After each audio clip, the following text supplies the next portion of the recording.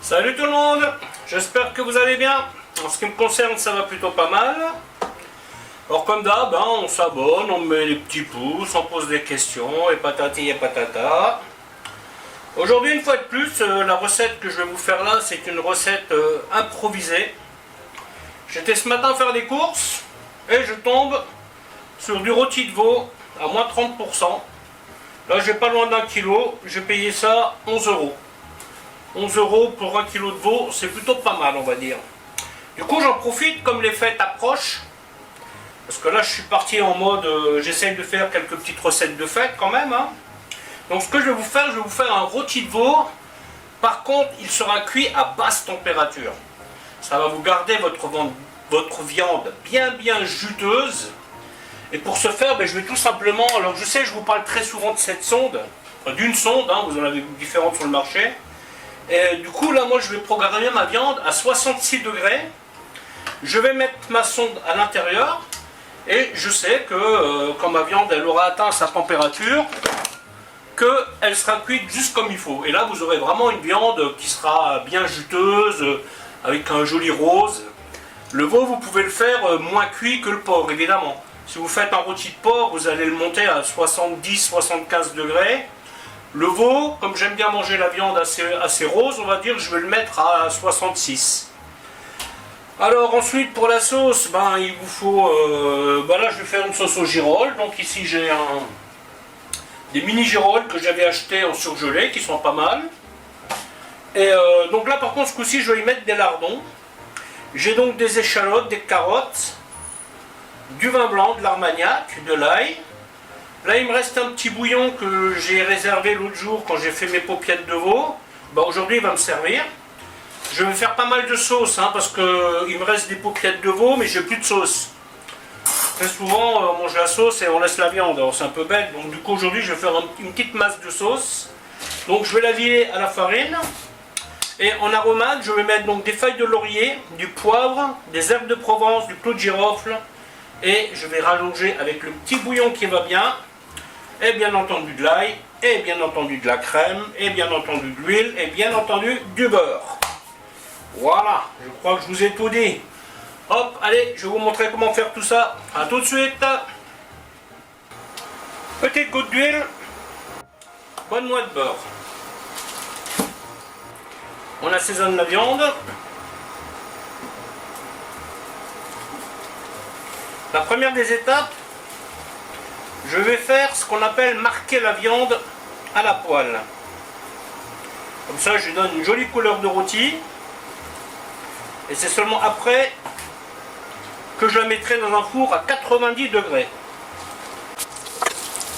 Là, mon petit plat qui ira au four. Et bien entendu, on attend que le beurre soit chaud.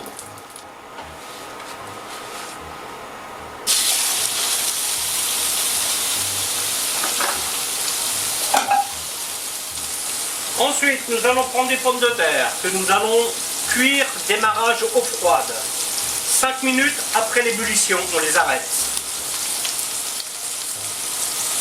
On va faire des pommes cocottes. Ensuite, je vais couper des carottes, même taille que les pommes de terre.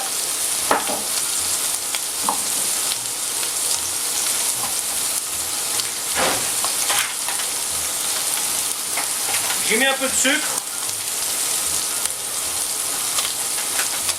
Nous allons faire des carottes glacées. Hop. Bonne noix de beurre. Et on met de l'eau un peu plus qu'à hauteur. Parce que là, les carottes, elles sont grosses. Et maintenant, on va mettre ça à cuire. Toute l'eau va devoir être évaporée. Et on va faire un petit lustrage avec le beurre et le sucre. Donc on met du sel et on met là en route.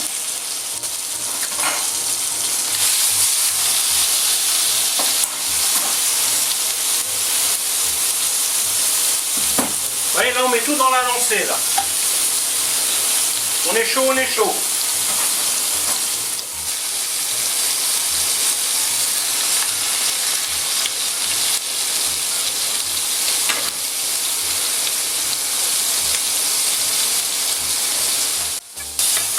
Allez hop, on met ça là-dedans. On met tout de suite échalote et lardons. Ensuite, ici c'est le morceau le plus... Voilà. Vous voyez, vous piquez votre sonde dans votre viande, au milieu, tac, et vous mettez ça au four 90 degrés. Et comme ma viande arrivera à 66, et ben, la sonde va sonner. Donc là, on ne va pas donner trop de couleur. Hein. Les carottes, les aromates. Si je n'avais pas eu besoin de sauce en rab, le bouillon que j'ai là, il aurait largement suffi. Hein. Mais ben, aujourd'hui, il me faut plus de sauce. Donc voilà.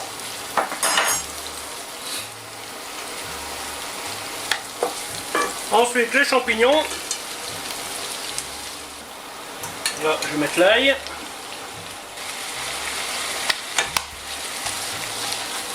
Là, maintenant, on va bien faire revenir les girolles.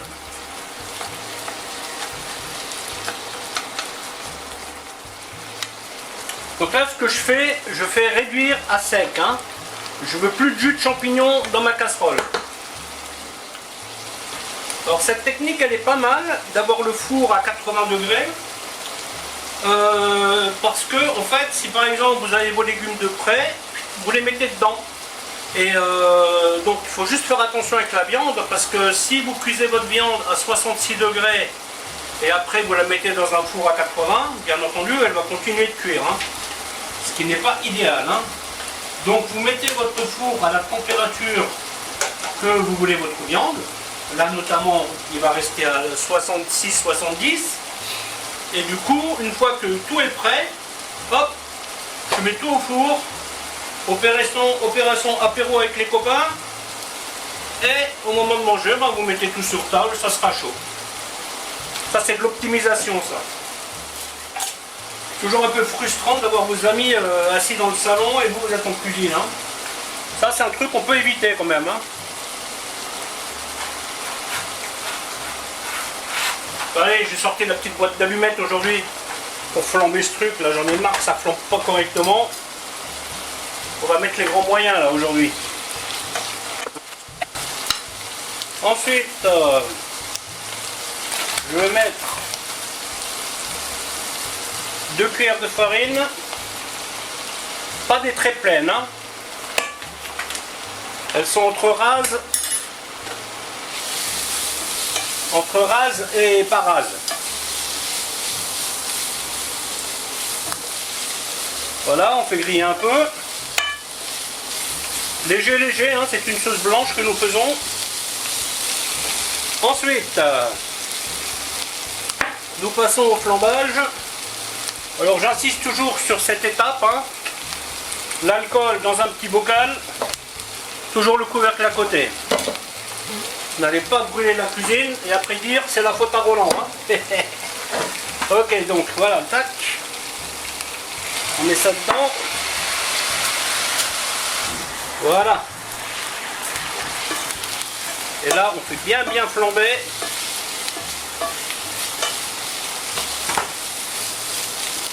Quand le feu s'éteint, on met le vin blanc. Grosso modo 10 centilitres. Hein.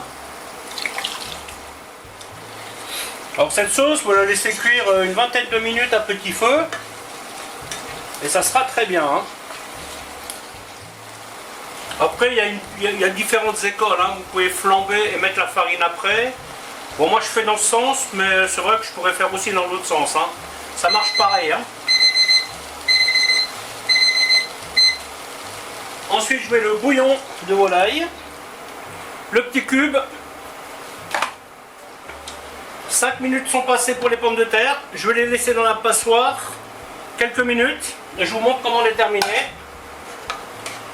Hop, je mettrai cette sauce de côté.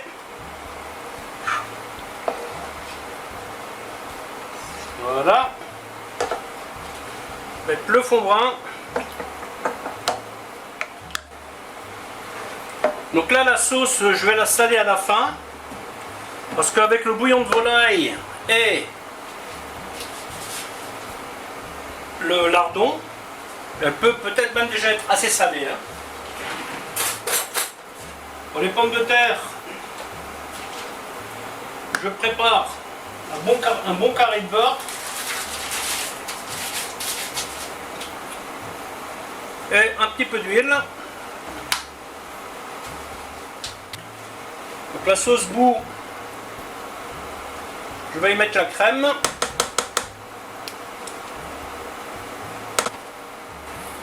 Alors ça c'est le genre de sauce, n'ayez pas peur d'en faire trop. Hein. Parce que ça c'est tellement facile à réutiliser. Hein. Là vous en avez trop, vous rajoutez quelques petits dés de jambon et vous avez une sauce pour des pâtes par exemple. Hein.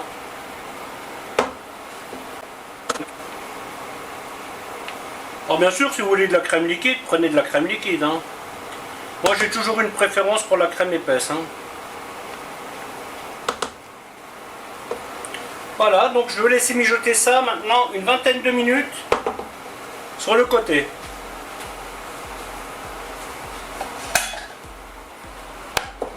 Là, vous avez les carottes en mode réduction. Donc là, l'idée c'est que tout le jus va disparaître. Hein. Il ne restera plus que le beurre et le sucre.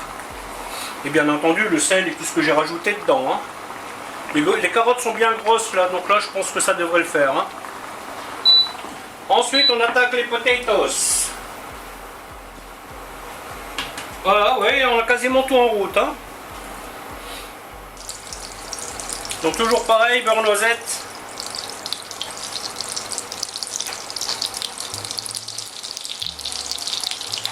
Donc là la cuisson effectivement elle est un peu grasse. Mais ce que nous allons faire après, nous allons les éponger. Parce que là l'idée, vous voyez, c'est de les colorer sur tous les côtés. Et elles doivent rester bien juteuses à l'intérieur. Ça ce sont des pommes de terre fermes. Donc je leur ai donné 5 minutes. Si vous avez des pommes de terre qui ne sont pas trop fermes, vous les démarrez à l'eau froide.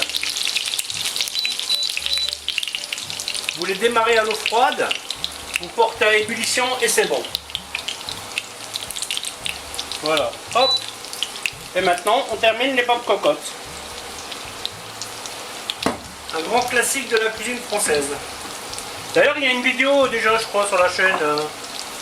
Oui, non, elle y est, ça. J'ai déjà fait cette vidéo là, de pommes cocottes. Je ne sais pas si elle est dans la rubrique atelier ou accompagnement. Et d'ailleurs, les carottes glacées, ils sont aussi. Hein. Aujourd'hui, je vous fais un petit rappel. Je me suis dit, on va faire tout en un. Quand vous faites ce genre de truc, enfin, quel que soit le plat que vous faites, prenez bien la liste des ingrédients. Vous faites en sorte d'avoir tout à côté de vous. Les ustensiles à côté de vous. Des casseroles. Et vous verrez, ça sera très facile. Hein. Parce que si vous commencez à tourner à gauche et à droite, et après vous allez chercher ça, vous allez chercher ça, vous allez chercher ça, vous allez perdre beaucoup de temps. Hein. Alors, normalement, vous voyez, il faudrait tout faire comme ça, vous voyez. Et faire tourner, toujours avoir la graisse par-dessus. Ça, c'est un truc avec l'induction, c'est pas super pratique. Hein. Alors, on va les cuire tout doucement. Hein. Je vais baisser le feu. Voilà.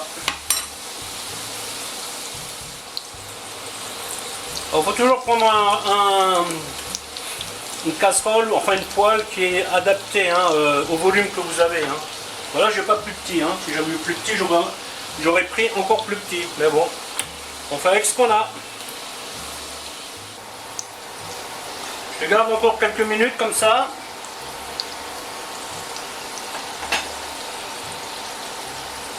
Après, je les mettrai dans ce plat-là, sur papier absorbant et directement au four. À ce stade, la viande est à 25 degrés, ça monte tout doucement. Donc voilà, tout se présente bien. Maintenant, on termine le glaçage des carottes. Alors, si jamais les carottes étaient cuites avant que l'eau soit réduite, ce que vous pouvez faire, c'est tout simplement retirer les carottes faire réduire le beurre, enfin la cuisson. Et quand il vous reste plus que le beurre et le sucre dans la casserole, vous voyez, une espèce de sirop, et ben là vous remettez vos carottes.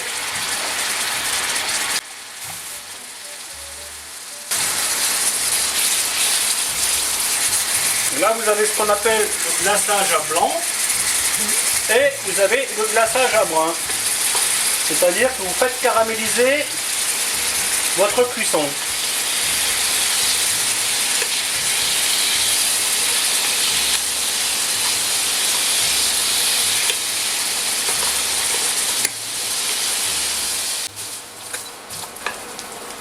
Vous voyez, ça va vite, hein?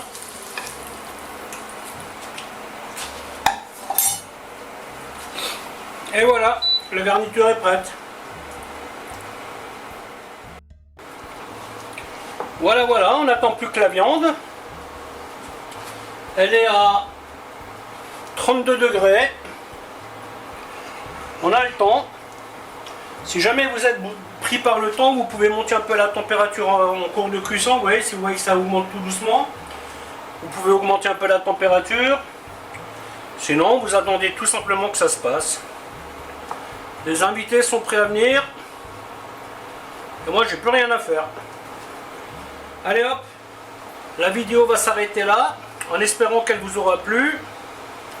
Alors je vous dis à bientôt pour une autre recette. Bye bye.